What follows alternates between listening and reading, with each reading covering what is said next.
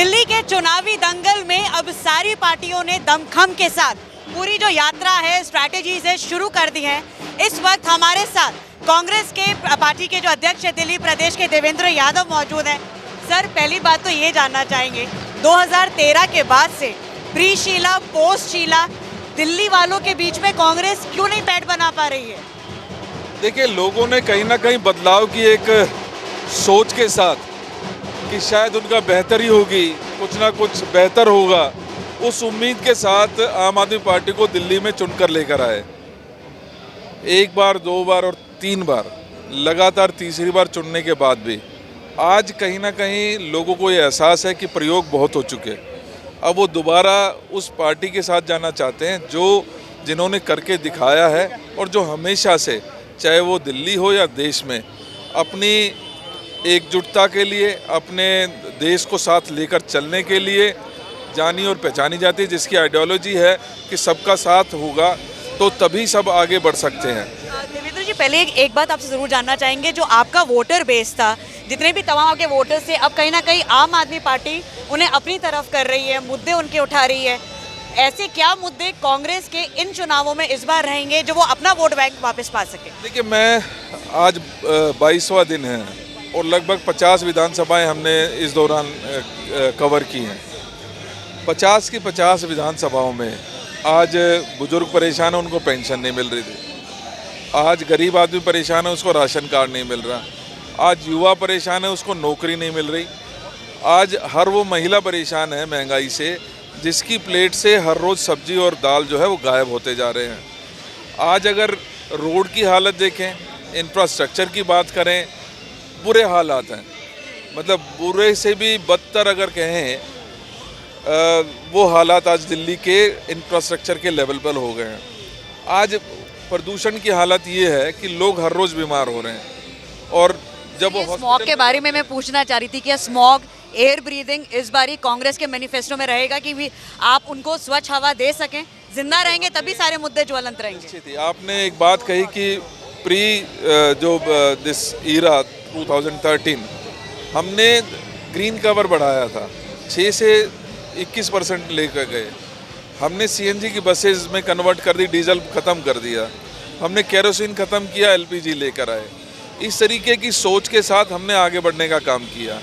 जहां दिल्ली का डेवलपमेंट किया, वहीं ये भी ध्यान रखा कि हमारा ग्रीन कवर कम नहीं हो, रादर एक बहुत तेज़ी से आगे बढ़ाने का काम किया। कुछ इसी तरीके की सोच के साथ, जिसमें जो वातावरण है वो बेहतर रह सके और हमारे दिल्ली का बेहतर विकास हो सके, कुछ उसी सोच के साथ हम आगे बढ़ेंगे। आम आदमी पार्टी वाले लगातार ये विरोध जता रहे हैं कि लॉ एंड ऑर्डर की सिचुएशन जो है वो काफ़ी ज़्यादा बिगड़ गई है, कोई कंट्रोल नहीं रख पा रहा है। दिल्ली में सरेआम जो है घटनाएं देखने को मिल रही है और आम आदमी पार्टी और बीजेपी एक दूसरे पर आरोप मढ़ते हुए नजर आ रहे हैं।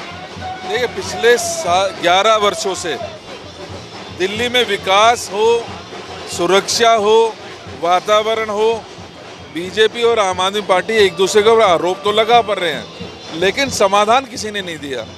हमें याद है केजरीवाल जी कहते थे, मुझे मुख्यमंत्री बनाए, कैसे पुलिस काम नहीं करेगी। 11 साल से आप मुख्यमंत्री रहे, आपने क्या कर दिया? आज एक रेप कैपिटल के रूप में दिल्ली को पहचान बन गई है। ये हालात आरोप प्रत्यारोप से काम चलने वाले नहीं। हमने भी ऐसी परिस्थिति में, जब बीजेपी की सरकार सेंटर में थी, शीला दीक्षित जी दिल्ली की मुख्यमंत्री थी, तब हमने काम करके दिखाया है।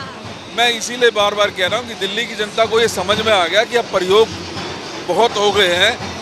अब ऐसे लोगों को जिन्होंने पहले करके दिखाया है और जिनकी नीयत साफ है, कांग्रेस पार्टी को लाने का ठान लिया। और सर, एक चीज़ और जानना चाहेंगे, अतिशी मार्लेना ये कि कह रही है, बीजेपी पे आरोप लगा रही हैं कि कहीं ना कहीं वोट काटने का काम हो रहा है। आपकी पार्टी की तरफ से भी राहुल गांधी प्रखर रूप से कहते आए हैं कि ईवीएम्स को छोड़कर बैलेट पेपर्स पे आना चाहिए, ईवीएम ना हो तो बीजेपी को फायदा नहीं मिलेगा। हमारी पार्टी का ऑफिशियल स्टैंड ये तय हुआ है कि हम ईवीएम की बजाय बैलेट पेपर की तरफ बात करें, क्योंकि कहीं ना कहीं उसमें अंदेशा हमेशा बना रहता है कि कुछ हेराफेरी हो सकती है, कुछ त्रुटियां रह सकती हैं।